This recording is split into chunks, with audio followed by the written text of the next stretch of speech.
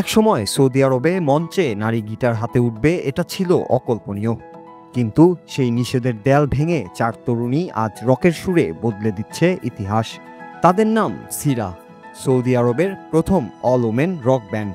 মরুভূমির নিস্তব্ধতা ভেঙে তারা গড়েছে এক নতুন সুরের ভাষা, যেখানে মিশে আছে প্রাচ্যের সুর, বিদ্রোহের ছোঁয়া আর মুক্তির ছন্দ। রিয়াদের ছোট্ট একটি গ্যারেজে শুরু হওয়া এই ব্যান্ডের যাত্রা এখন পৌঁছে গেছে ইউরোপের আলো ঝলমলে কনসার্ট মঞ্চে। সিরার শুরুটা হয় এক ইনস্টাগ্রাম মেসেজ থেকে। গিটারিস্ট হায়া একদিন মিশকে আমন্ত্রণ জানান তার গোপন গ্যারেজে। সেখান থেকেই তাদের জ্যাম সেশন, আর সেই সেশনেই যুক্ত হয় মিশের বোন নোরা। পরে এক অনুষ্ঠানে পরিচয় হয় রহস্যময় মুখোশধারী ড্রামার থিংয়ের সঙ্গে। এভাবেই 4 নারী 4 ভিন্ন স্বপ্ন একত্র হয়ে তৈরি হয় সিরা।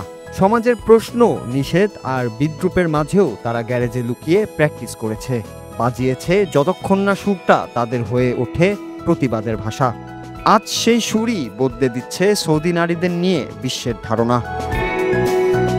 2025 সালের অক্টোবরে লন্ডনের কুইন এলিজাবেথ হলে আলো ঝলমলে মঞ্চে গাইছে 4 সৌদি নারী।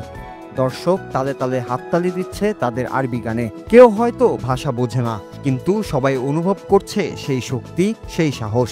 এই পারফরম্যান্স শুধু একটি শো নয়, এটি একটি মাইলফলক। কারণ সৌদির ইতিহাসে এটাই প্রথমবার কোনো নারী রক ব্যান্ড আন্তর্জাতিক মঞ্চে বাজালো নিজেদের সুর। এর আগে তারা ইউরোপ ট্যুরে জার্মানি ও সুইজারল্যান্ড মাতিয়েছে, আর এখন যুক্তরাজ্যের বড় শহরগুলোতেও তাদের কনসার্টের পরিকল্পনা চলছে।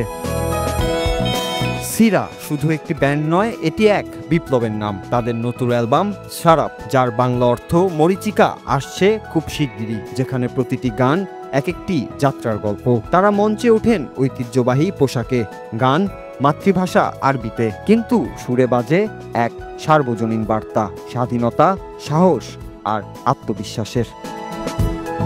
এই 4 নারী দেখিয়ে দিয়েছেন সীমাবদ্ধতা ভাঙার সুর কখনো থেমে থাকে না। রক এখন শুধু সঙ্গীত নয়, এটা এক ঘোষণা, আমরাও পারি, আমরাও উঠতে জানি। Noor Raju, Bangla TV news desk.